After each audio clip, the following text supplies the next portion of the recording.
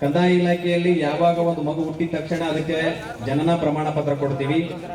ಆ ಮಗು ಬೆಳೆದು ಪೆನ್ಷನ್ ತಗೊಂಡು ಆ ಮಗು ಇನ್ನೊಂದು ಸವಲತ್ತು ಪಡೆದು ಆ ಮಗು ಯಾವಾಗ ಮರಣ ಹೊಂದಿ ಅದಕ್ಕೆ ಮರಣ ಪ್ರಮಾಣ ಪತ್ರ ಕೂಡ ಕಂದಾಯ ಇಲಾಖೆಯನ್ನು ಕೊಡ್ತಾ ಇದ್ದೀವಿ. ಹೀಗಾಗಿ ಹುಟ್ಟಿನಿಂದ ಸಾವಿನ ತನಕ ಕೆಲಸ ಮಾಡ್ತಾನೆ ಇರ್ತೇವೆ. ಸೊ ಹೀಗಾಗಿ ಇಂಥ ಡಿಪಾರ್ಟ್ಮೆಂಟ್ ಅಲ್ಲಿ ಕೆಲಸ ಮಾಡ್ಬೇಕಾಗಿತ್ತಂದ್ರೆ ಯಾವಾಗ ರಜಾ ಅಲ್ಲ, ಹಬ್ಬ ಹರಿದಿನಗಳಲ್ಲ, ಯಾವ 24 ಗಂಟೆಯಲ್ಲಿ ಕೂಡ ನಾವು ಕಾರ್ಯನಿರತರಾಗಿರ್ಬೇಕಾಗಿರ್ತದೆ. ಯಾಕಂದ್ರೆ ಕಂದಾಯ ಇಲಾಖೆ ಅಂದ ತಕ್ಷಣ ಯಾವ ಕೆಲಸ ಮಾಡಲು ಅದನ್ನ ಕಂದಾಯ ಇಲಾಖೆ ಹಾಕಿರ್ತಾರೆ, ಯಾವಾಗ್ಲೂ ರೆಡಿ ಇರಬೇಕಾಗಿರ್ತದೆ.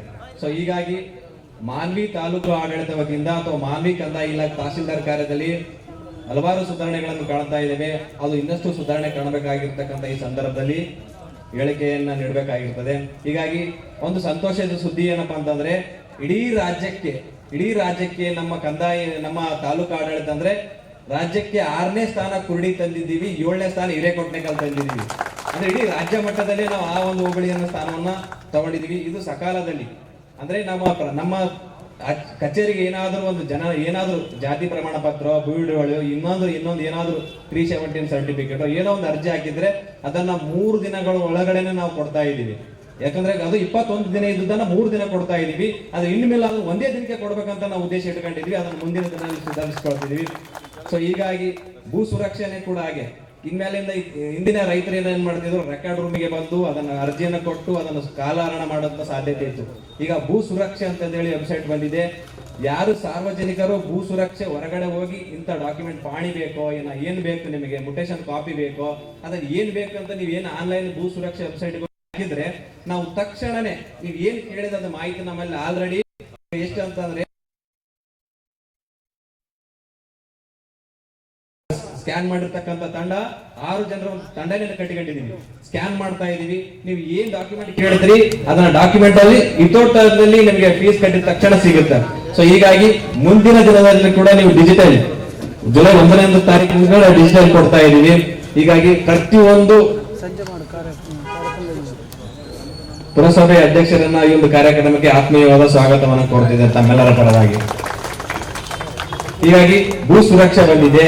ಹೀಗಾಗಿ 90% ಏನಪ್ಪಾ ಅಂದ್ರೆ ಆಧಾರ್ ಸೀಡಿಂಗ್ ಆಗಿದೆ. ಎಲ್ಲಾ RTC ಗಳಿಗೆ 90% ಆಧಾರ್ ಸೀಡಿಂಗ್ ಆಗಿದೆ. ಇನ್ನು 1 ತಿಂಗಳಲ್ಲಿ ನಾವು ನಮ್ಮೆಲ್ಲ ಗ್ರಾಮ ಸೇವಕರು ಅಥವಾ ಗ್ರಾಮಾಡಳಿತ ಅಧಿಕಾರಿಗಳು ಎಲ್ಲರೂ ಸೇರಿ ಅದನ್ನ 100% ಇಡೀ ಕರ್ನಾಟಕ ರಾಜ್ಯದಲ್ಲಿ 100% ಮಾನ್ವಿ ತಾಲೂಕು ಮಾಡ್ತೀವಿ ಅಂತ ಹೇಳಿ ತಮ್ಮ ಮೂಲಕ ನಾನು ಈ ಸಂದರ್ಭದಲ್ಲಿ ಆಶ್ವಾಸನೆ ಕೊಡ್ತಾ ಇದ್ದೇನೆ. ಹೀಗಾಗಿ ನಾವೆಲ್ಲರೂ ಕಾರ್ಯಪ್ರವೃತ್ತ ಆಗಬೇಕು. ಬರೀ 90 ಸಾಲಲ್ಲ, ನಾವು 100% ಸಾಧಿಸಬೇಕಾಗ್ಯದ. ಹೀಗಾಗಿ ಲ್ಯಾಂಡ್ ಬಿಟ್ ಕೂಡ ಸಾಧಿಸಿದ್ದೀವಿ, ಆಧಾರ್ ಸೀಡಿಂಗ್ ಸಾಧಿಸಿದೀವಿ, ಭೂ ಸುರಕ್ಷೆ ಮಾಡ್ತಾ ಇದ್ದೀವಿ. ಸಕಾಲದಲ್ಲಿ ರ್ಯಾಂಕಿಂಗ್ ಚೆನ್ನಾಗಿದೆ ನಮ್ಮದು. ಯಾವಾಗ 2 ಹೋಬಳಿ ಈಗಾಗಲೇ ನಾವು ರ್ಯಾಂಕ್ ಅಲ್ಲಿ ಇದ್ದೀವಿ. ಹೀಗಾಗಿ ಮುಂದಿನ ದಿನಮಾನಗಳಲ್ಲಿ ನಾವು ಎಲ್ಲಾ ತಾಲೂಕು ಮಟ್ಟದ ಆಫೀಸರ್ ಆಗಿರ್ಬೋದು, ಸಿರಸ್ದಾರ್ ಆಗಿರ್ಬೋದು, ನಾವು ಇರ್ತಕ್ಕಂಥ ಸಿಬ್ಬಂದಿಗಳು ಬೇರೆ ತಾಲೂಕು ವರ್ಗಾವಣೆ ಆಗಿದ್ದಾರೆ. ಬರೋ ಸಿಬ್ಬಂದಿಗಳನ್ನ ಇಟ್ಕೊಂಡು ಕೆಲಸ ಮಾಡ್ತಾ ಇದ್ದೀವಿ. ಹೀಗಾಗಿ ತಾವು ತಮ್ಮೆಲ್ಲರ ಸಹಕಾರದಿಂದ ನಾವು ಕೆಲಸ ಮಾಡ್ತಾ ಇದ್ದೀವಿ.